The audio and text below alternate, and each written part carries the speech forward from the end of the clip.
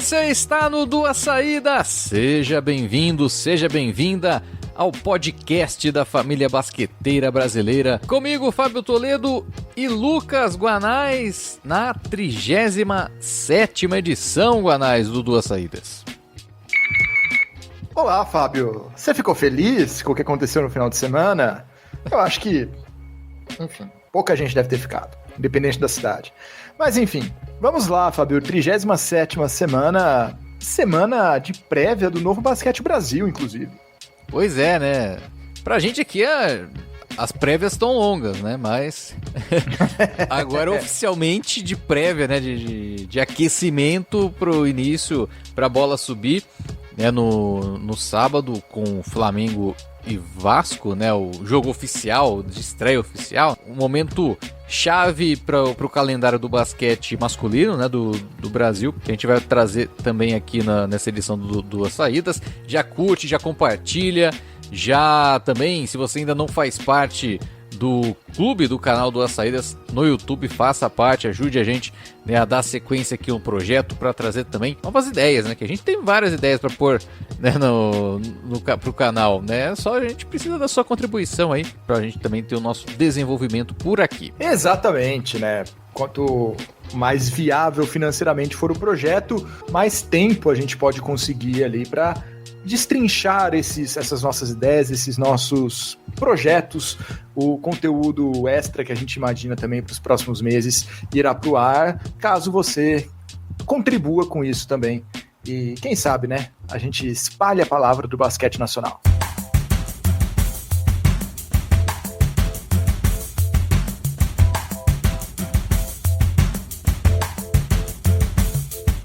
Muito bem, falar em espalhar palavra, vamos começar aqui o podcast Duas Saídas com os brasileiros espalhados pelo mundo. Olha só que deixa, hein? Vamos falar primeiro, Guanais, dos encontros, né? Porque o basquete também é feito de encontros e na Europa a gente teve dois, tanto na Euroliga como na segunda divisão da Liga Espanhola.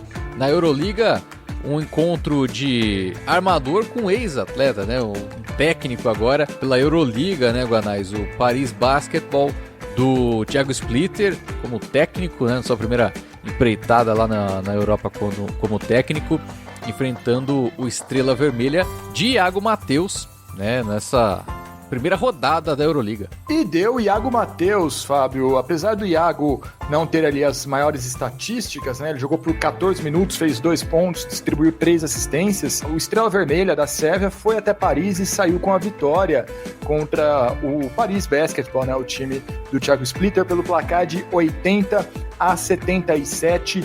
A gente falou até no episódio passado, né? O Iago deve ter números piores nessa temporada em termos estatísticos mesmo, né? Os números, porque ele tá ele não tá pontuando tanto, né? Ele não tá sendo o cara da agressividade em direção à cesta, ele ainda tá se recuperando da lesão, né? Então tem toda essa questão de readaptação do time também, que mudou consideravelmente de um ano para o outro. Mas, falando de Iago ainda, antes de falar do outro encontro, ele jogou no final de semana e pela Liga Adriática contra o Split, jogou por 26 minutos e aí fez 14 pontos, né? Distribuiu 5 assistências, teve um box score ali mais pujante. Mas é isso, começo de temporada mais tímido do Iago, vamos ver essa recuperação dele, se ele se readapta após lesão e com esse novo elenco do Estrela. Então tu tá me dizendo que ele enfrentou o Splitter no meio de semana e depois o Split no fim de semana. Isso, e agora quarta-feira ele vai enfrentar o Split. No próximo sábado é o e daí vai. Conseguiu piorar a minha piada, muito bem. Exatamente. Trabalho em equipe. E outro encontro que a gente teve na Europa, na segunda divisão da Liga Espanhola, entre Vitor Benite e Caio Pacheco. Benite nessa temporada pelo Betis, né? E o Caio Pacheco pelo Tizona. O Caio Pacheco esteve no Betis, né? Na última temporada também. Sim, acabou deixando ali no meio da temporada a equipe do Tizona, do Betis, e foi pro Tizona. E nesse confronto... Burgos, né? Tizona Burgos. E nesse confronto deu o Real Betis 95-76. O Vitor Benite foi um dos caras da partida, né? Ele jogou por 21 minutos e fez 21 pontos. Então, 1 ponto por minuto, um número expressivo do Benite. O Caio Pacheco atuou por 23 minutos e foi bem também. 10 pontos, 3 rebotes, 5 assistências, 3 roubos de bola. Foi uma partida legal também do Caio Pacheco nessa derrota aí pro time do Benite. E que é o time também do Matias, né? Do Matias Alessandro, com 16 anos. Já treina, com o time adulto do principal do Betis. Muito, muito legal esses encontros, né, que aconteceram aí ao longo da semana. Lembrando que temos outros brasileiros também espalhados pela Europa que devem se cruzar em algum momento. E o Benite também fazendo a alegria da torcida do São Pablo Burgos, né? Que é o rival ali da cidade, rival, né? Garantindo a vitória. O Benite também tem história na equipe do São Pablo Burgos. Então, levando a melhor, né? Fazendo um bom jogo, inclusive, na vitória do Betis sobre o Tizona de Burgos. E para trazer também agora, Guanais, alguns brasileiros, né, que estão aí na sua aventura inicial, né, pela Europa, o Márcio e o Jaú, né, que fizeram as suas estreias ainda um pouco apagados, né, na temporada. Exato, né, ainda bem no princípio dos seus trabalhos por suas equipes. O Márcio fez 2 jogos desde o nosso último podcast. Ele enfrentou o Badalona, né, lembrando que o Márcio está no Ratio Farm Ulm da Alemanha, e ele enfrentou o Rovenut Badalona pela Eurocup. Aqui é o segundo torneio continental da Europa. É Roventud, né? Roventud Badalona. Roventud, perdão. Isso, Roventud Badalona. Bela correção. Ele jogou apenas por 6 minutos, mas conseguiu ali 3 pontos, 2 rebotes, 1 assistência. Números bons até, se você for ver a minutagem. Ele jogou pouco porque ele fez 4 faltas, né? Ele praticamente não conseguia ficar em quadra nessa partida. Depois, no dia 5, já pela Bundesliga, né? Pela Liga Alemã, ele enfrentou o Ludwigsburg e jogou por 9 minutos, fez mais 3 pontos, pegou 3 rebotes também, então tá aí nessa média de 3 pontos por jogo, menos de 10 minutos jogados. O Márcio tentando encontrar seu espaço no Ratio Farm Ulm. Já o Gabriel Jaú, Fábio, que está lá na Grécia, no Colossus, né, ele fez um joguinho, faz quase uma semana já, né? Foi logo que a gente publicou o podcast, teve esse jogo. Foi uma partida da BCL, né, da Champions, da Basketball Champions League, que é o 3º torneio da Europa. É o mesmo nome do torneio da América, né? A gente tem o Basketball Champions League Américas. Lá na Europa é só o Basketball Champions League, mas está atrás da Euroleague e da Eurocup. É o torneio que o Colossus, o time grego do Jaú, disputa. Ele atuou por 11 minutos na estreia do time, e foi muito mal, tá? Enfrentou o Saint Quentin e perdeu por 84-54, Fábio. Então, diferença aí de 30 pontos. E o Jaú atuou por 11 minutos, fez 2 pontos, pegou 4 rebotes. Ele teve um aproveitamento ruim, né? Ficou 1 de 5 dos arremessos. Não foi o melhor dia do Jaú, não. Mas assim, também começo de temporada, todo mundo se adaptando. Ainda lá na Europa, agora no naipe feminino, a gente teve também as primeiras apresentações, né, de 2 brasileiras que se destacaram, né, na última temporada. Na verdade, a Tainá Silva ela já tem se destacado já há várias temporadas, né? Mas a Letícia Josefino também, as duas são na mesma equipe, né, no Celje da Eslovênia, estrearam na temporada ali na Liga Eslovênia, depois na Liga Adriática. Na Liga Eslovena, também já faz uma semana, né, mais de uma semana, a equipe do Celje venceu o Ilíria por 82-56 e com um desempenho combinado da dupla Tainá e Letícia muito bom, né? A Tainá fez 21 pontos com 8 rebotes e a Letícia 20 pontos com 4 rebotes, ou seja, combinaram para 41 pontos dos 82 do Celje, ou seja, metade dos pontos foram da brasileira. Realmente uma grande estreia, né, da dupla, que pretende aí fazer muito bem aí para a temporada do Celje na Liga Eslovena. Também disputa a Liga Adriática, e na Liga Adriática venceu por 75-51 o Montarra, e a Letícia Josefino, né, fez 12 pontos e 10 rebotes jogando 27 minutos.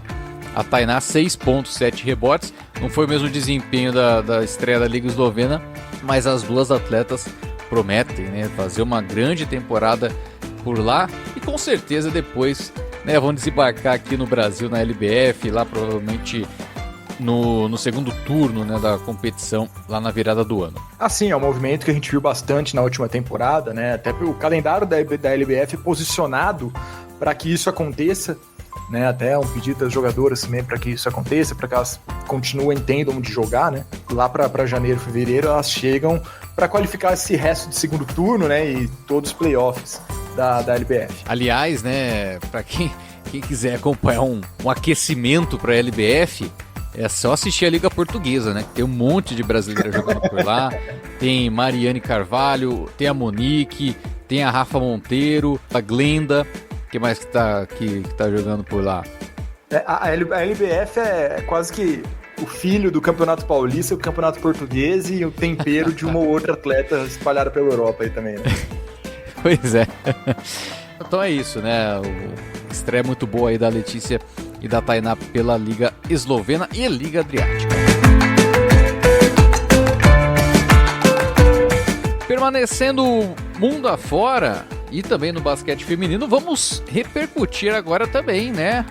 A Camila Cardoso, que a temporada dela terminou na WNBA, né? Ela vai seguir agora no basquete chinês, mas ela se destacou ali, né, do time das rookies, né, foi eleita pro time das rookies, das melhores novatas da temporada, junto ali com a Caitlin Clark do Indiana Fever, com a Ricker Jackson do Los Angeles Sparks, com a Leone Fibic do New York Liberty e a sua colega, né, de garrafão, a Angel Reese do Chicago Sky.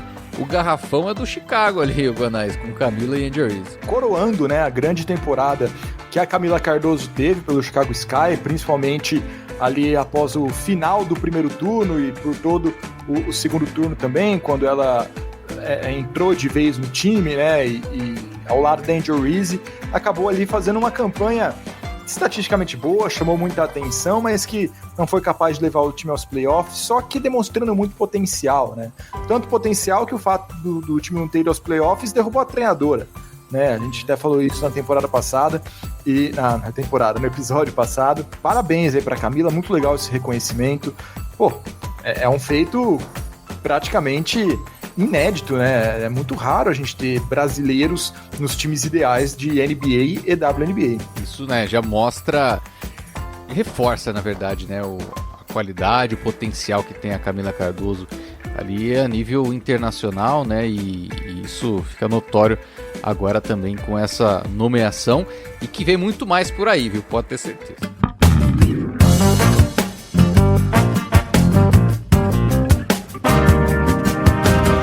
Pegando o avião de volta, Guanais. Agora a gente retorna pro Brasil, voltamos para os nossos problemas diários aqui do cotidiano, mas vamos trazer aqui coisa boa, viu? Vamos trazer o CBI Sub-15 feminino que a gente havia destacado na última semana, que estava sendo disputado em Foz do Iguaçu e que terminou com o título do São José. O time está dominando ali as categorias de base, foi campeão recente, né, na última semana do Brasileirão Sub-19 masculino, foi campeão do CBI Sub-19 feminino no ano passado, e o Sub-15 deste ano é joseense, Guanais, com a Águia do Vale também aparecendo muito bem na competição aí das adolescentes, né? As adolescentes que estão se destacando, estão aparecendo agora para o cenário nacional. Trabalho muito bom nas categorias de base do basquete feminino do São José, realmente. A questão é quando que se isso vai eventualmente virar um domínio também no adulto, né? É o objetivo do time, que é recente ainda no profissional, nessa retomada, pelo menos na base, segue dominando o São José. Mostrando que futuro tem, né? Futuro tem, né? E o pódio do CBI foi completo ali por Mampituba e Thalia, né? Também trazendo, né, novidades aí pro basquete nacional, novos projetos, né? O Thalia já aparece também há algum tempo na LDB, né? Com o time já sub-23 ali, né? E o Mampituba trazendo também suas jogadoras, a MVP do torneio, MVP da final e cestinha do CBI Sub-15 foi a Júlia Vitória do São José, A líder em assistências foi a Yasmin, também do São José, e a maior reboteira foi a Maria Letícia da AADB. E é isso, então parabéns ao São José por mais uma vitória nas categorias de base. E agora a gente vê, né, a sequência, né, do projeto. Você tinha falado, né, time agora presente na LBF, com um time muito jovem, inclusive, presente na LBF, né, com muitas atletas do CBI Sub-19, também seu desenvolvimento no cenário adulto. Então é bem legal a gente ver também esse crescimento do São José. E vai ter também o CBI Sub-15 do masculino, né, a partir aí de segunda-feira. Então, quando você estiver ouvindo esse podcast, já vai ter começado. Disputado em Curitiba, com 16 equipes nessa fase final. A gente tem ali Palmeiras, Corinthians, Saldanha da Gama, Pinheiros Paulistano, São José, Thalia, Clube Curitibano, Olímpico Paulistano, o Clube Campo também, o Ginástico, César Franca. Qual que é esse aqui? O Inter Santos, claro, não tinha reconhecido a logo de cara. O Botafogo também. Tudo transmitido ao vivo no YouTube do Clube Curitibano. Então já tem aí essa reta final também do CBI Sub-15. E falando em Sub-15, Fábio, a seleção masculina Sub-15 foi convocada para os treinamentos, tá, visando o Sul-Americano, que vai ser disputado aí daqui a algumas semanas. Essa geração Sub-15, né, do basquete masculino, é a geração nascida ali em 2009 e 2010. Eles vão ficar treinando para o Sul-Americano, que vai ser no dia 21, do dia 21 a 27 de outubro. Eu peguei a data aqui, no Equador. A competição vale 3 vagas para a Copa América Sub-16 no ano que vem. É a porta de entrada, assim, do mundo FIBA, né? A seleção Sub-15 é a primeira, como é que eu posso dizer? A primeira categoria para as seleções. Então, é a primeira experiência internacional desses garotos. A comissão técnica é formada pelo Pablo Costa, que é auxiliar do Franca, pelo Demetrios Ferraciu e também pelo Gabriel Milian, né, o Gabi Coach. Então, toda sorte aí para os nossos adolescentes, também para os meninos que vão representar o país no final do mês.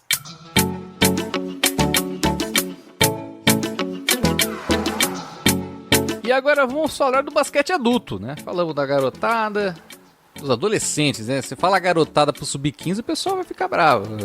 A garotada vai ficar brava. Vamos falar dos adultos agora. Vamos para o Paulista Feminino, que teve o encerramento da sua primeira fase, né? E assim como o masculino tem a fase de realinhamento. Na primeira fase, então, terminou, né, com um empate triplo ali na primeira colocação, né, com o mesmo aproveitamento, né, 7 vitórias e 1 derrota, Campinas, Ituano e Santo André. Aí o Santo André ganhou do Ituano, o Ituano ganhou do Campinas e o Campinas ganhou do Santo André. Então ficou na mesma, né, o negócio ali. E depois, na sequência, o César Araraquara na quarta colocação, com 5 vitórias e 3 derrotas. Corinthians em quinto, com 3 vitórias e 5 derrotas. O mesmo aproveitamento para Ourinhos, São José. Depois, ali mais para baixo, o Bax Catanduva com 1 vitória e 7 derrotas. E o Pro Esporte Sorocaba com nenhuma vitória e 8 derrotas. Vai ser o seguinte, Guanais, na fase de realinhamento. São 9 equipes. Os 4 primeiros, né, disputam diretamente ali as vagas, né, a definição da classificação, né, que é Campinas, Ituano, Santo André e César Araraquara, nos 4 primeiros. Do quinto para baixo, Corinthians, Ourinhos, São José, Catanduva e Sorocaba, aí tem aquela definição, né, das últimas vagas. E na teoria são mais 4 vagas, né? Então uma equipe só ficaria de fora. Então Corinthians, Ourinhos, São José, Catanduva e Sorocaba estão definindo aí um time que fica fora. Acho que até por isso, convenhamos, que o César Araraquara botou o time reserva em boa parte da primeira fase, tá mais levando um pouco mais tranquilo, né, esse momento do campeonato. O próprio campeonato masculino também foi assim, né, um pouco arrastado, né, e isso acaba também tirando um pouco o interesse dessas primeiras fases, tanto a fase de classificação como a fase de realinhamento. E uma fase de realinhamento com quase todo mundo passando, né, fica ainda mais pesado, né? Né, porque é um formato feito para dar calendário, né, dar preparação também para todos os times, que acaba tendo como consequência esse desinteresse, principalmente nesse momento ali, antes de começar de fato os playoffs, né? Então é natural e a tendência é pegar fogo mais para frente. E por falar em pegar fogo, a final do masculino já começou, Ganais. Definição aí, e até interessante, né, a gente...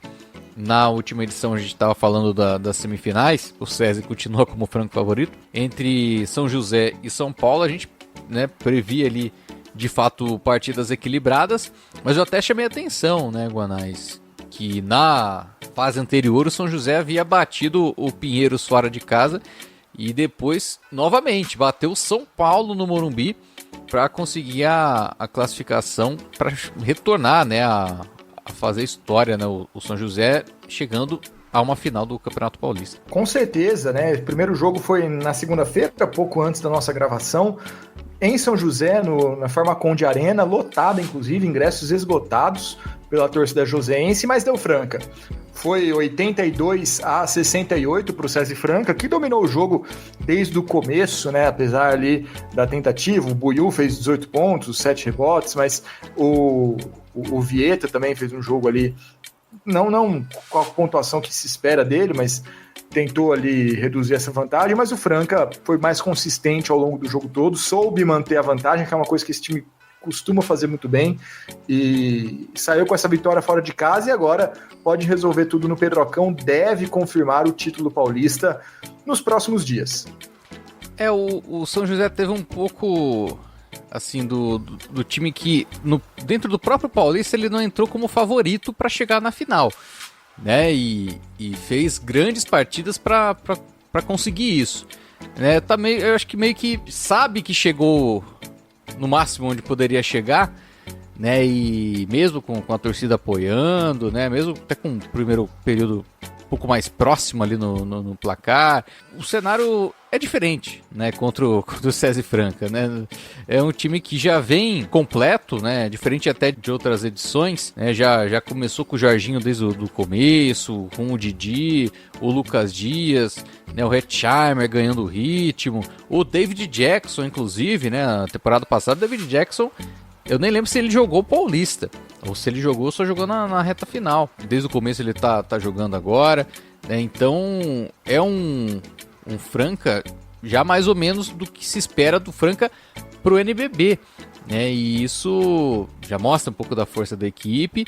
E pro São José meio que chegou ali como um franco atirador, tal qual as outras séries, talvez, né? Só que aí o Franca sabe lidar melhor com o favoritismo do que as outras equipes, eu acho também, né? Tem um ponto muito importante nisso, porque é uma equipe que está sempre, nos últimos anos, né, tendo que lidar com essa pressão de favoritismo e tudo mais, e aprendeu meio que na marra, lógico, né?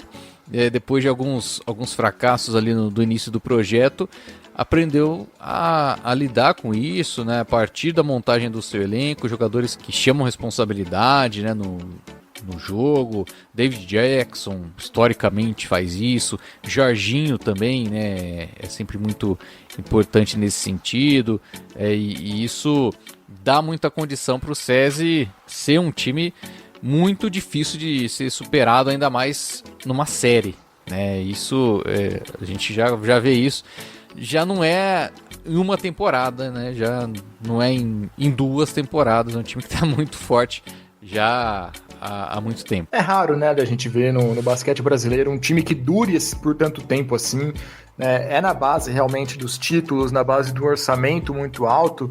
Então o Franca tá patamares acima, né, das outras equipes hoje. Isso não é segredo para ninguém, principalmente quando a gente analisa apenas o universo do estado de São Paulo. São José podia ter aprontado, ter conseguido um resultado melhor dentro de casa? Até podia, mas o favoritismo segue com o Franca e agora com essa vitória, então, levando tudo pro Pedrocão mais ainda, viu, Fábio? E, inclusive, isso até valoriza muito o jogo que o Paulistano fez contra o Franca na semifinal, né? A série já foi, né? A gente já tá na decisão, mas o Paulistano ficou muito próximo de ganhar do Franca, inclusive dentro do Pedrocão. A série foi 2-1 pro Franca, né? O Paulistano conseguiu tirar um jogo e o Paulistano foi muito mal ali nos momentos de decisão, um time muito jovem, né?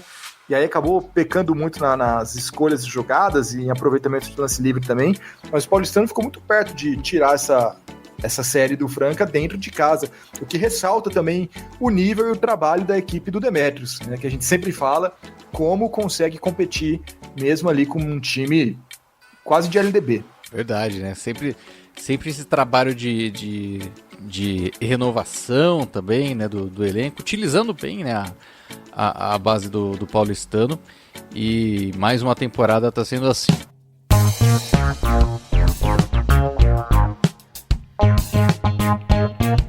E falando agora em preparação também, né, a gente falou aí de times que estão se preparando via estadual, né, pro NBB. Tivemos a definição do torneio de abertura, Guanais, que teve título do Minas. Teve título do Minas, Fábio. O torneio de abertura, uma competição que a Liga Nacional de Basquete montou para os times que não são do estado de São Paulo e que não estavam, disputando o Interligas, e aí reuniu 6 equipes na cidade de Brasília, com os donos da casa, Flamengo, Botafogo, Caxias, Vasco e o KTO Minas, e deu o time de Belo Horizonte, Fábio, nessa preparação. Chegou na final contra o Vasco, venceu ali por 76-52, num show do baralho no último período. Ele estava até meio apagado no jogo, entrou ali na última parcial, fez 11 pontos, distribuiu 3 assistências, com uma parceria muito legal com o Luiz Monteiro também, né, o Pinguilim, que fez 7 pontos, pegou 2 rebotes também no último período. E aí o Minas venceu por 76-52, vencendo, Fábio, o último período por 24-8. Pra você ter uma ideia, eles foram pro último período com o placar, com o Minas vencendo por 8. Acabou com o Minas vencendo por 24. Então, nossa, foi impressionante mesmo. E vale ressaltar também o campeonato feito pelo Scott Machado, que começou como titular boa parte das partidas, até no lugar do Baralli, e do Paranhos também, com números impressionantes aí nessa preparação mesmo, nesse torneio de abertura do Novo Basquete Brasil, em parceria ali com a Secretaria de Esportes e Lazer do Distrito Federal. Até a Liga, né, nos materiais promocionais, ela coloca como a primeira edição, dando a entender que podem haver outras, né, em anos futuros aí, o que eu acho uma iniciativa bem interessante. Alguns técnicos elogiaram bastante isso, porque muitas vezes algumas equipes chegam sem preparação, quase nenhuma, ou com um outro amistoso só, e isso dá uma preparação mais digna aí para todo mundo. Não é a primeira tentativa, né, de se realizar um torneio preparatório. Eu lembro da Copa Avianca que teve, né, há alguns anos. Vamos ver se vai ter uma sequência. Foi legal também porque tivemos vários jogos, né, realizados ao longo da semana. Teve alguns momentos também, alguns dias, né, de descanso também, de um para outro. Por exemplo, teve jogo no dia 30, no dia 1º, depois no dia 3, né? Teve um dia de descanso ali para as equipes. Foi bem interessante isso também. É um torneio de pré-temporada ali, o torneio de abertura do NBB. E falando do NBB, Guanais, vai começar, hein? Vai começar o NBB neste sábado. Vai ter o duelo entre Vasco e Flamengo, jogo de abertura oficial aí, né, pro campeonato, partida às 5 da tarde. Também no sábado já vai ter jogos aí Minas e Brasília, Mogi Paulistano, Pinheiros e Patos, São José e Botafogo. Enfim, vai começar a temporada, e a gente estava até conversando, né, um pouco antes de começar aqui, né, o podcast. Falamos também na última edição uma expectativa para que o NBB aumente, né, em qualidade, né, no basquete. Completamente, porque ano passado não foi o melhor torneio do mundo, era o que dava para fazer na medida do possível, mas foi um ano de elencos muito desiguais e que a gente perdeu muito material humano bom, né? E dessa vez a gente repatriou vários, né? Então voltou Shaq Johnson, voltou Alexei, voltou Dikembe, voltou Mumford, voltou, entre vários outros aqui, tô citando alguns de cabelo, voltou Johnny Machuca. Então, e a gente teve algumas perdas, claro, como sempre, né? Márcio, Gabriel Jaú, principalmente, a Scala também para continuar no César Franca, mas eu vejo que o saldo foi positivo. Tem muito mais outros jogadores que voltaram, além desses que eu citei, a Reinan, por exemplo.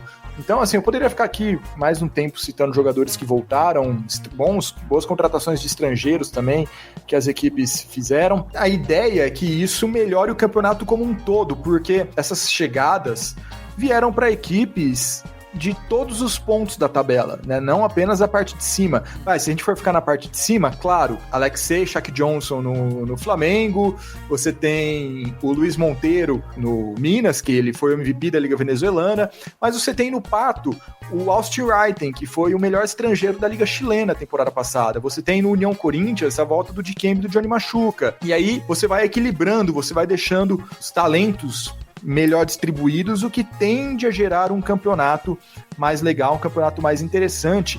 E lembrando ainda, né, que isso deve melhorar, porque as equipes ainda costumam contratar jogadores ali por novembro, por dezembro, que ajudam a elevar ainda mais o nível do campeonato. Claro, não vai ser uma Euroliga, não vai ser uma NBA, nada disso, mas eu acho que a gente pode notar uma evolução em relação à temporada passada, sim. Aliás, piorar não pode, né? Então a gente pode... Não, nem que não dá, é que não pode, seria terrível pro campeonato. Então acho que a gente pode esperar, sim, jogos um pouco melhores, jogos mais legais. E tem a questão também da transmissão, né, Fábio? A gente estava conversando também, alguns buracos nesse começo, apesar de uma porcentagem bem maior do que os jogos transmitidos no primeiro turno do ano passado. Pois é, né? O que pelo menos já tem aqui presente, inclusive no site da Liga Nacional, todo mundo pode conferir. Algumas partidas, por exemplo, Mogi, Botafogo, Bauru e Brasília na primeira semana, né, não vão ter transmissões. Mas assim, a maior parte tendo pelo menos, né? Jogos ali no YouTube e no Basket Pass. Vai ter transmissão também no UOL, né, ESPN, na TV Cultura, no Sport TV, né, como já havia acontecido na última edição. A Flá TV também está transmitindo, né, os jogos do Flamengo, a Ita TV Itararé transmitindo os jogos da Unifacisa, né, em Campina Grande. Se manteve esse grupo que transmitia, né, mas no início, pelo menos, algumas partidas ainda não aparecendo com transmissão. Depois, mais pra frente, já no fim do mês, Brasília e São José, Minas e Mogi, 2 jogos também sem transmissão. A questão é que é todo mundo do ano passado, menos o Gold, né, que aparentemente não renovou. Tem alguns buracos, claro, mas o que é um pouco estranho, porque o Basket Pass, em tese, chegou para cobrir esses buracos. Só que pelo que a gente vê no site, e aí eu tô falando com informações que todo mundo tem, a informação do site, né, pelo que tá na planilha, lá na tabela, o Basket Pass nem jogo exclusivo tem mais, né? Todos os jogos do Basket Pass também estão no YouTube.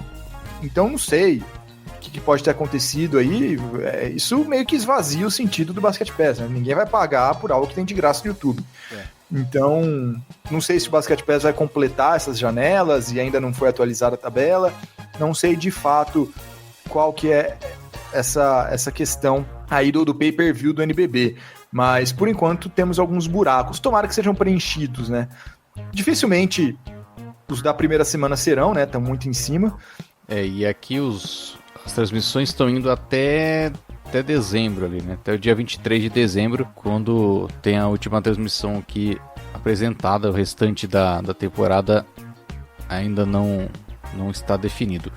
Mas é isso, né? Também é algo a se observar, né? A gente até fez naquele balanço da última temporada, né, do NBB, a questão das transmissões. Foi, digamos, aceitável, né, na última temporada, mas acho que o cenário que se apresentou, né, da maneira como foi ali, deixou as coisas meio que, né, na emergência, né? O acerto com o Basket Pass praticamente na emergência, né?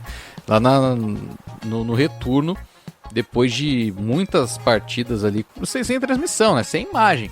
Isso aparentemente a liga ainda está tentando, né, ajustar essas coisas aí, seja com a plataforma Basket Pass, seja de uma maneira própria, né? Não sei muito bem como é que vai ser definido. O que pegou muito mal ano passado é que alguns desses jogos que ficaram no escuro foram jogos históricos, né? Foi o jogo das assistências, né? Das 20 assistências do Ruivo. Teve uma pontuação altíssima também, que acabou ficando de fora. Então, o que já era ruim foi ficando ainda mais constrangedor, né? E o Basket Pass chegou para suprir essa lacuna, mas os buracos voltaram, por enquanto, pelo menos. Então, vamos aguardar e torcer para que não tenhamos mais buracos nas transmissões do NBB. E para esse início de NBB ainda tem... Você falou de novidades, né? Que os times podem anunciar e tudo mais. temos 2 anúncios, né, nessa última semana, né, já para movimentar um pouco aí o cenário da Liga Nacional, lá no Pinheiros e no Caxias. Pois é, vamos começar pelo Pinheiros. O Adiel Borges não ficou, né, para o NBB, o contrato dele acabava no Campeonato Paulista, não foi renovado. Ele deixou o time e no seu lugar chegou o David Sloan, um armador americano que estava no México, não na principal liga do México, que é a LNBP.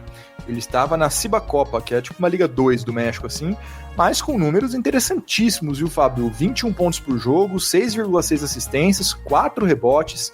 O Galvani, né, o Gabriel Galvani, técnico do Pinheiros, que trabalhou na D-League no Capitanes, que era um time da Cidade do México, disse que se informou bastante sobre ele lá com os seus colegas que permaneceram no país mexicano e teve referências muito boas, então é um reforço que chega com números muito impactantes, né? Chega com uma expectativa bem alta para substituir o cara que foi um dos maiores pontuadores do Campeonato Paulista, o grande destaque do Pinheiros na competição, né? Então tem essa responsabilidade também aí o David Sloan para o Novo Basquete Brasil. E vai para sua 3ª temporada, né, de profissional. Ele Sim, 25 anos. Foi formado em East Tennessee State, da NCAA, e jogou no basquete da Grã-Bretanha, né, no Caledonia Gladiators, na temporada 2022-23. Na 23-24 ele começou no Koblenz, da 2ª divisão da Alemanha, e depois foi jogar na Cibacopa, né, no Freiles, né, e aí agora foi pinçado, né, foi escolhido ali para ser o novo armador da equipe do Pinheiros. E no Caxias do Sul, Fábio, um reforço de outro mundo. Ele tem 44 anos, ele já fez muito essa piadinha, né? Larry Taylor foi anunciado pelo Caxias do Sul, é uma contratação que já estava aí sendo confirmada na imprensa já há algumas semanas, até meses, e não renovou com o Bauru Basquete, onde ele fez história e tem a camisa aposentada. O Larry vai jogar em Caxias mais uma vez com o Chamel e também dessa vez ao lado de Betinho, né? Muito curioso que o Caxias tem nessa temporada 3 dos 10 maiores pontuadores do NBB. O Chamel, que é o primeiro, o Larry, que é o 5º, e o Betinho, que é o 10º. É aquilo, né? Todos eles já, obviamente, já estão numa fase de fim de carreira, né? Já num declínio técnico, mas toda temporada a gente vê aí pelo menos uns 2, 3 jogos de 20, 25 pontos de cada um deles, né? Pro Caxias, se conseguir vencer esses jogos, já é o suficiente para pegar um playoff ali. É verdade. Vamos ver como é que vai ser esse funcionamento, né, da equipe ali. Jogos de 25 pontos do Larry já tá mais complicado de fazer, tá um estilo mais de cadência de jogo ali. Vai ser interessante também pros jovens da equipe do Caxias, né, jovens interessantes ali. Tem o Gabrielzinho, tem o Craveiro, tem o Vini Chagas ali, que vão ser nomes, principalmente Craveiro e Vini Chagas, vão ser nomes importantes ali nessa montagem da equipe, porque tem esses caras mais veteranos ali, e quem vai puxar ali no gás vão ser esses jogadores, esses jovens aí. Então vai ser bem interessante acompanhar, né? Talvez o fã do NBB, né, que acompanha o NBB há muitos anos, vai ser muito legal acompanhar o Caxias, né, com o Larry, com o Chamel, né, se reencontrando, com o Betinho também, um nome de muito destaque, né, por muitos lugares onde passou, né, no basquete cearense, no próprio Caxias. No Caxias foi o Campo Mourão? Nos dois, na verdade, no Campo Mourão e no Caxias que ele teve certo destaque, e claro, no Pinheiros, né? Então vai ser bem legal de acompanhar aí esse time do Caxias, né? Eu acho que até foi um pouco essa ideia do Caxias, talvez, né, de ter uma mescla, né, com jogadores de históricos, né, do NBB, tem como negar, né, esses grandes nomes da história do NBB. Acho que é algo que também ajuda muito no projeto do Caxias ali, né, interno ali na cidade, na região, trazer esses jogadores, esses nomes, e também de ajudar, né, no desenvolvimento desses jovens atletas aí de potencial que estão ali no Caxias. Sem meio termo pro Caxias, né? A galera ali já bem mais experiente, né? 2 acima de 40 anos, o Betinho também com 30 anos alto. Você tem o Isaac também, né? Já acho que é 36 anos do Isaac, se não me engano. O Tom tem 32. E depois vem a galera dos 24 anos para baixo, né? Não tem ninguém ali na casa dos 27, 28, que seria o auge físico técnico de um jogador.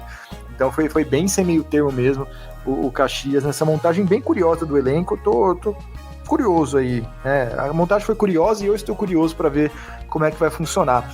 Claro, a gente ainda não fez o preview do Caxias, né? Vamos fazer, vai sair muito em breve, mas a expectativa não é super alta, né? Apesar desses caras de grande nome, mas a tendência é ficar na metade de baixo da tabela.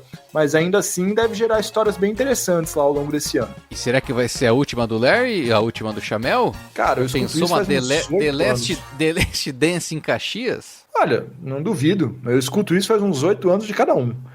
Então, assim, também eu só acredito quando eu ver, né? Então... pô. Muito bem, a gente fica então na expectativa, né, para o início do novo Basquete Brasil na temporada 2024-2025. E falando ainda em NBB, teve a definição do NBB Trio, né? Também mais uma primeira edição, né, acontecendo aí neste pré-NBB, agora do trio, né, do basquete 3x3, que aconteceu no Vale do Anhangabaú.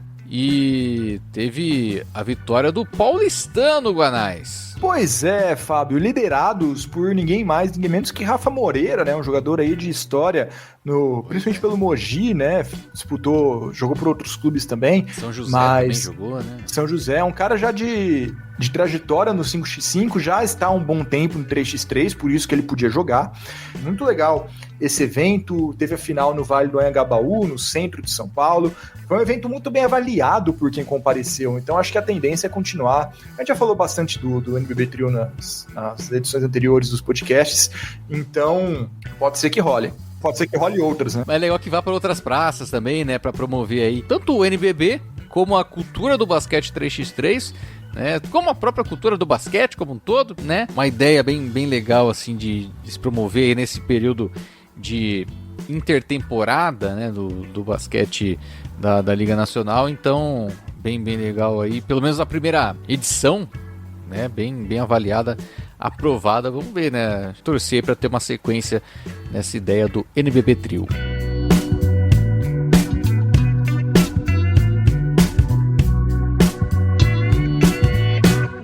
E Fábio, uma atualização ao vivo no nosso podcast, a gente está gravando bem tarde da noite.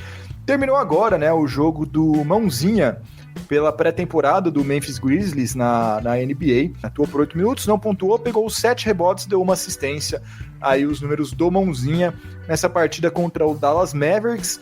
Mãozinha fazendo parte daquela rotação bem de fundo, assim, que em pré-temporada muitas vezes são jogadores que acabam nem participando do time. Lembrando que o Mãozinha tá com um contrato two-way, né, que significa que ele pode ser usado tanto na D-League quanto na NBA, o que é uma boa coisa, né, em caso de necessidade, e o Memphis já tem aí uns 2, 3 lesionados para a temporada, pode ser que a gente veja o Mãozinha pela NBA. Por enquanto tá tendo seus minutinhos na pré-temporada.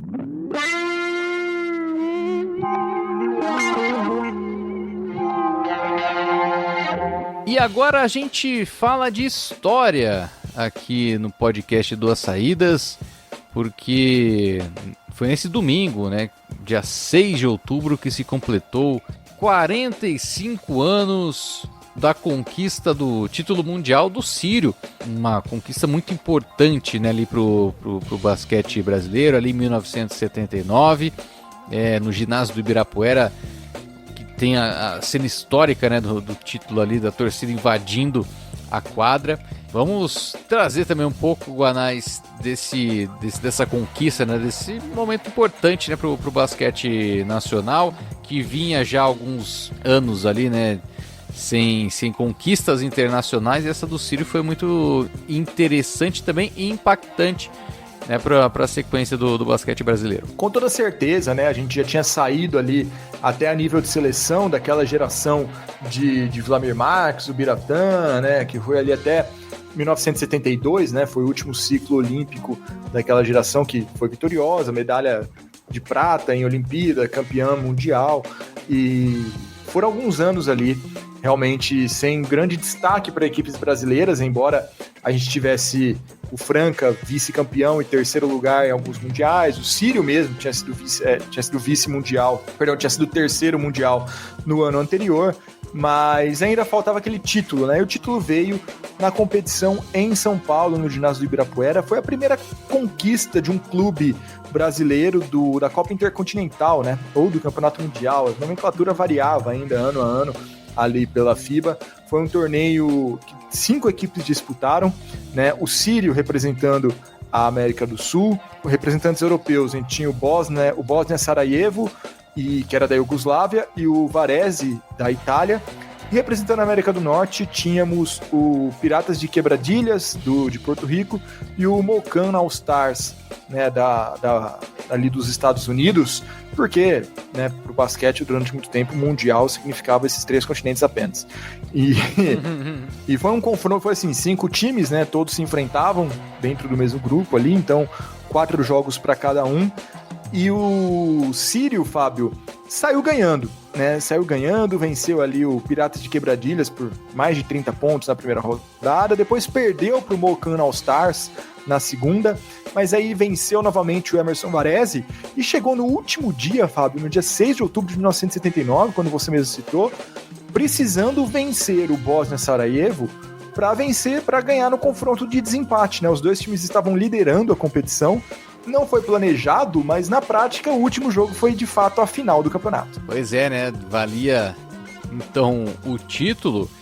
E na última partida, confronto muito equilibrado, com 2 pontos de diferença. O Sírio venceu por 100-98. Com isso, ele chegou a 3 vitórias e 1 derrota, assim como o Bosnia Sarajevo. Só que aí na disputa ali do saldo de cestas, o time do Sírio foi superior, né? Eram 32-21. Isso... E confronto direto também, né? Eu não sei se valia, né? Não sei se valia a questão do confronto direto ali naquela ocasião. Mas no saldo de cestas o Sírio acabou sendo superior. E com isso conquistou o título em casa, dá pra dizer assim, né? Na cidade de São Paulo, no ginásio do Ibirapuera. E que marcou, né? Um dos momentos... acho que mais icônicos ali do ginásio do Ibirapuera também, né? Essa conquista do Sírio no Campeonato Mundial Interclubes de Basquete de 1979, que completa então 45 anos. Vamos trazer os nomes aí dos atletas históricos do Sírio, Guanais. Vamos lá, né? E boa parte deles, inclusive, presentes no evento no Clube Sírio, relembrando essa conquista no evento ali que contou com personalidades do basquete, né? Muitas homenagens. Vamos lá. O elenco era composto por Dodge, Paulinho, o José Carlos, Renato, o Mike, o Marcos Abdala, né? O Marquinhos, o Agra, esse mesmo, que comenta os jogos, o comentarista da ESPN, do NBB também. Quem mais? O Marcelo Vido, o Larry, Oscar, Luizão e o Russo ali fechando esse elenco, comandados pelo Cláudio Mortari, Fábio, o mesmo que comandou o São Paulo até poucos anos atrás. Elenco histórico, primeira conquista mundial de um clube brasileiro nesse formato já de intercontinental proposto pela FIBA. Muito legal, muito importante relembrar também essa conquista.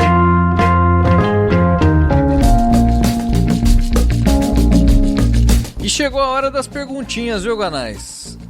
Do pessoal ligado no Duas Saídas que navega pela internet. Exatamente, Fábio. Temos ali perguntas vindas do nosso Instagram, perguntas difíceis de responder, viu? Vou confessar pra você que hoje talvez eu deixe nossa audiência um pouco insatisfeita. Vai ser só sabe ou não sabe? Vai ser a pergunta. Vamos lá. São perguntas pequenas, são poucas perguntas, mas são perguntas difíceis. Primeiro a do José Farias Júnior, que é lá do Pará, hein? Alô, Pará! Quais cidades têm condições de ter uma expansão do NBB?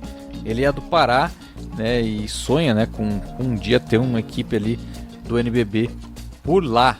Até rimou. Então, tem várias maneiras a gente responder essa pergunta, né?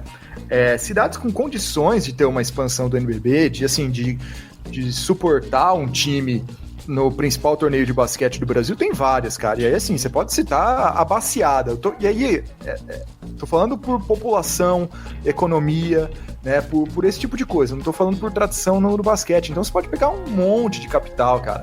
Você pode pegar, partindo de Belém do Pará, é uma que sim, pode. Você tem ali, ainda no norte, você tem Manaus, partindo pro Nordeste, A gente tem Fortaleza, é a única capital, né, com time. Então, você pode pegar, cara, Recife, Salvador, Maceió, Natal, João Pessoa, apesar de ter Campina Grande ali do lado com a Unifacisa. O próprio São Luís, né, que já tem o Sampaio ali também. Partindo Centro-Oeste, as 3. Goiânia já teve, inclusive. Outras cidades que têm capacidade. No Sul, Porto Alegre, Curitiba, Ribeirão Preto, já em São Paulo, Campinas. Uberlândia, em Minas Gerais, Campinas. Então, assim, cidades com capacidade, com condições de ter uma equipe do NBB não faltam. Até porque, quando a gente pensa no NBB, a gente tem que lembrar que as associações do interior do país são muito importantes para a competição.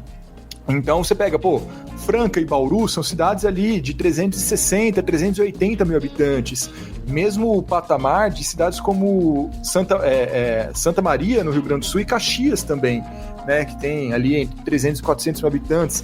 Pato Branco não tem nem 100 mil habitantes. Então, cidades nesse porte, geralmente conseguem ter ali um time do NBB, eventualmente, equipes fortes. Nem sempre, mas eventualmente conseguem. E isso é muito interessante porque a gente sempre fala, né? Se o NBB tivesse a mesma lógica de distribuição de equipes e futuras expansões que a NBA tem, matava mais da metade do campeonato. Então, é só pensar. Tem 4 times em São Paulo, 5 se for contar Mogi, que é a região metropolitana. Tira 3, fica só com 2, e olha lá se não tirar o São José, que fica muito perto de São Paulo ainda. Rio de Janeiro com 3 times, esquece. Bauru, Franca, Pato Branco, Caxias, União Corinthians, cidades do interior, esquece. Você ia remanejar, você ia botar um time em Porto Alegre, um time em Curitiba, um time em Manaus, um time em Salvador, um time papapá, você ia distribuir por aí. Então, capacidade para ter um time de basquete, muitas cidades têm. Agora, se for pra gente parar para ver quais cidades podem surgir eventualmente, aí a resposta é outra, né, Fábio? Sim. Pensando em tradição e em projetos que já estão em andamento. Isso, por exemplo, você falou Recife, né? Recife já teve ali o Sport, que chegou a disputar Liga Ouro, por exemplo, né? Já teve o projeto do Sport Recife, que chegou a ter um time de basquete, e que, se, por exemplo, conquista uma Liga Ouro, poderia estar no NBB, ter disputado no NBB, no caso. O Vitória também, né, se cogitou, inclusive, o retorno do Vitória, né, também nos últimos tempos. Já nessa temporada, né? Quase foi. Foi, inclusive. Goiânia também, né, que recebe, inclusive, alguns jogos da seleção brasileira por lá. Então também uma outra praça com muita presença. Londrina, né, que tem um time que disputou Liga Ouro também, chegou próximo de obter um acesso para o NBB. Tá espalhado, né? Tem várias locais, cidades das várias regiões. E eu citaria também Belém, né, tendo aí Remo e Paysandu ali como 2 forças ali do norte, e que tem o seu time ali seu representante, né, no basquete nacional, né? Então também, né, como possibilidade, ou talvez a maior possibilidade ali no norte, né, na região norte. Então, de fato, né, tem projetos, tem, por exemplo, Sojipa, né, no Rio Grande do Sul ali também, clubes, né, formadores de atletas também em todo o Brasil. Agora, a questão é que para chegar no NBB não basta isso também, né? Tem que ter a condição financeira para ter ali a chancela, né, do NBB, né, da Liga Nacional. Chancela é outra coisa, né? CBB que está disputando, né? Mas no caso a franquia, né? A franquia do NBB, né, pela Liga Nacional. Aí seguir as exigências também da liga, né? A votação ali interna para definir possível expansão ou não, né? E aí isso é que acaba também pesando para muitas equipes que deixaram de existir também.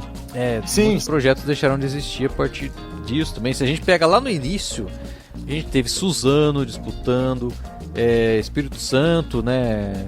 Também com muita tradição no basquete, em Vila Velha, Limeira, né, que a gente sempre destaca, Limeira, Rio Claro, que acabaram também seus projetos por enquanto. Vão e volta, né, nesse sentido. Campo Mourão também. Então, Joinville, né? Joinville também, uma baita de uma cidade também, que teve idas e vindas dentro do NBB. Enfim, tem várias possibilidades, né? Mas nem sempre é uma coisa certa, viu? Pois é, mas nesse passado recente, para essa temporada, acho que as cidades com maior condição, que ficaram próximas até de disputar o NBB, mais ou menos, cada uma as suas características, né, a sua situação, foi Belo Horizonte, ter mais uma, né, com o Cruzeiro. E o Cruzeiro, um dos motivos, não foi o único, mas um dos motivos do Cruzeiro não ter entrado nesse NBB foi, de fato, ter que se adequar muito rapidamente às exigências da Liga, tanto na questão financeira para comprar a franquia, como também estrutura de ginásio, vestiário, etc. O Salvador, o Vitória, que já disputa o Campeonato Brasileiro do SBB, estava querendo voltar para o NBB também. E o Uberlândia, né, com o Praia Clube, que acenou ali, fez um aceno considerável até para montar um time adulto para essa temporada. Ele que Praia Clube que já tem aí time sub-22 já há um bom tempo. Então, num passado mais recente, eu acho que essas três são as principais, né? Mas sempre alguma outra coisa pode surgir aí de última hora. Até por isso que é importante a gente ter uma segunda divisão, né, estruturada, que dê um caminho para que os times não precisem chegar logo de cara com investimento altíssimo no NBB, né? Que você possa disputar um torneio mais barato, eventualmente até mais curto, mas não necessariamente. Que você possa se estruturando aos poucos, entendendo como funciona o cenário do basquete, para não ser uma aventura ali que vai durar pouco tempo, deixar dívidas, um rastro aí de destruição praticamente. Quanto a Belém, José, você falou do Pará, né? Você não mencionou Belém especificamente, mas imagino que seja Belém. Eu acho bem mais complicado, porque embora tenha Remo e Paysandu, que tem categorias de base, disputam até um campeonato paraense, sim, também, mas a CBB tá numa gestão comandada pelo Gui Peixoto, que é do Pará, e vai ser substituído em fevereiro ou março do ano que vem pelo Marcelo Pará, que é o braço direito dele. Já levou várias coisas para Belém, abriu, né, o Campeonato Brasileiro em 2019, 2020, sendo mais atrativo para esses clubes, né, tirando a Liga Ouro da Liga e montando esse Campeonato Brasileiro da SBB, permitindo, né, que esses clubes com um investimento menor, atendendo algumas exigências deles, também algumas demandas, melhor dizendo, para que pudesse ter um número grande de participantes. E em momento algum a gente viu os times do Pará se movimentando para participar, cara. E era assim, era o momento ideal para eles entrarem. Eu tenho certeza que eles teriam as portas escancaradas da SBB para disputar os campeonatos. E nunca aconteceu, cara. Então, se não aconteceu agora, eu acho improvável que aconteça num futuro próximo. Tá? Futuro próximo que eu digo 2, 3 temporadas. Depois, quem sabe, né? E a gente não sabe nem se as equipes de hoje vão continuar existindo. Mas a curto prazo eu acho bem complicado. Saulo Bertolino pergunta, mais uma pergunta capciosa: como atrair mais público nos ginásios do NBB? Olha, Saulo, se eu soubesse essa resposta, cara, eu enchia todos os ginásios do NBB. Mas a gente sempre comenta esse tópico, né, quando a gente fica, às vezes, desapontado, né, com algumas arquibancadas vazias que a gente vê por aí nas transmissões, indo nos ginásios também. E é muito complicado você traçar uma estratégia única. Porque, da mesma maneira que a gente fala dos problemas da Liga crescer financeiramente, levando todos os times juntos, por conta dos diferentes tipos de estrutura das equipes, das diferentes maneiras de organização jurídica, isso reflete também no público. Então você pega, por exemplo, cara, clubes poliesportivos, Paulistano, Pinheiros, o Minas está com uma visão diferente. Faz algumas temporadas que o Minas está buscando atrair público. Mas, cara, Paulistano e Pinheiros, se lotar, ótimo. Se não lotar também, tá ótimo. Se for só meia dúzia de sócio, tá ótimo também. Então são clubes que... Tem alguns clubes no NBB que não se importam muito com isso, a verdade é essa, tá? Que não faz uma grande diferença se você tem um público altíssimo na competição. Diferente, por exemplo, das associações. Você pega Caxias, União Corinthians, Bauru, Franca, são times que estão se matando para ter público, fazendo ação a dar com um pau, indo na imprensa o tempo inteiro, divulgando, chamando, porque também vira uma fonte importante de renda, né, para esses clubes. Então, varia muito a estrutura e a intenção de cada clube ao disputar uma competição como o Novo Basquete Brasil.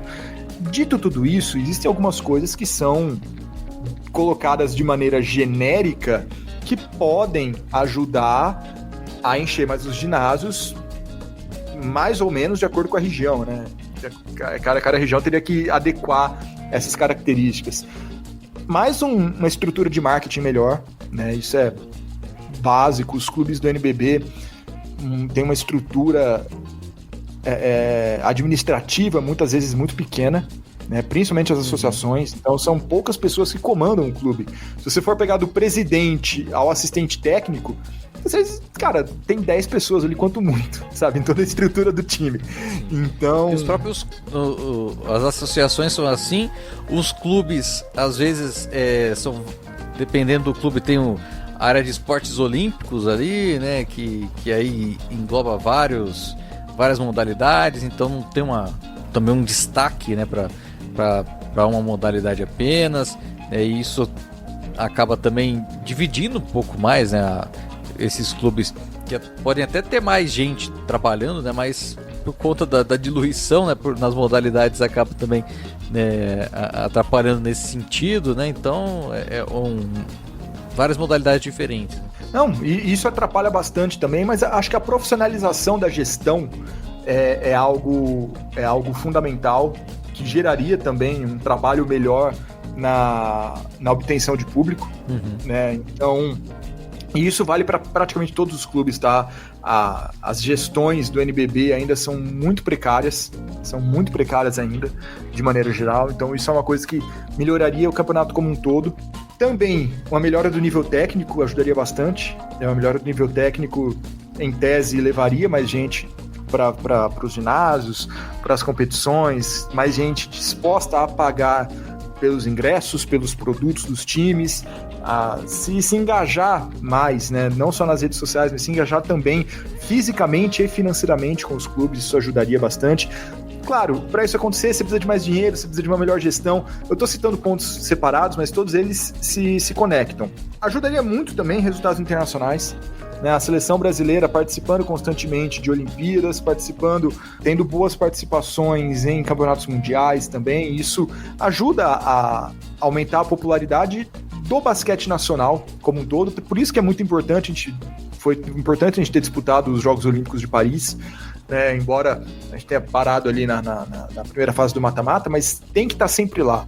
Não pode ser algo que acontece numa geração e fica 3 edições sem. Tem que estar sempre lá, tem que estar sempre disputando, sempre jogando. Isso também atrai mais público.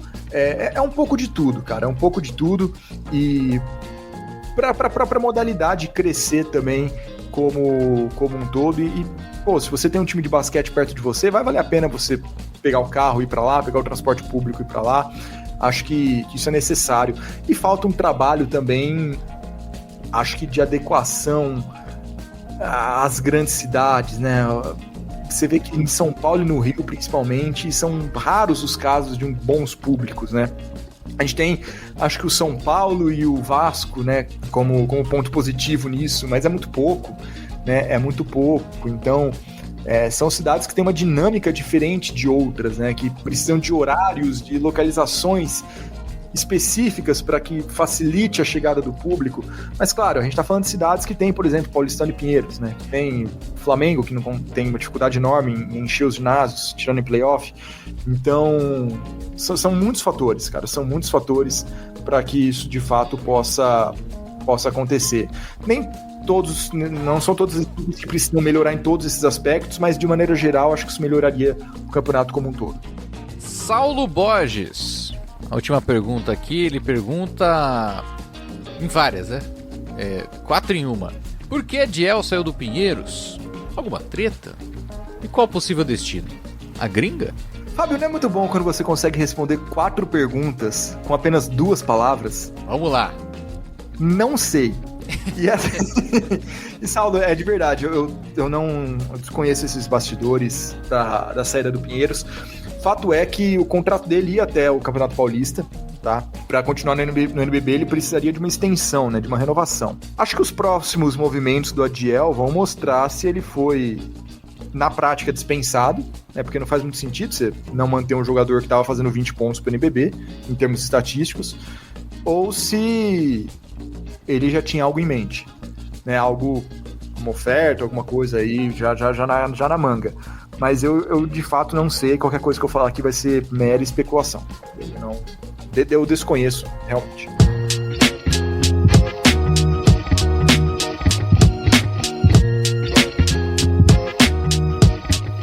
Então é isso, agradeço demais então ao José Farias, aos dois Saulos, né? O Saulo Bertolino e o Saulo Borges, por terem mandado aqui então as perguntas dessa semana aqui do nosso podcast, que chega ao fim, Guanais. Declaro encerrada a 37ª edição do podcast Duas Saídas. Valeu, hein? Valeu, Fábio. Semana que vem a gente tá de volta, já com o NBB rolando, né? Já com o Campeonato Paulista decidido também, então bastante coisa pra gente comentar na próxima semana. Eu espero vocês. Espero vocês ali no clube do canal Duas Saídas também, nas nossas redes sociais com a reta final também do especial sobre o NBB. No mais, estaremos de volta aqui também no podcast Duas Saídas na próxima semana, beleza? Valeu, um forte abraço, falou!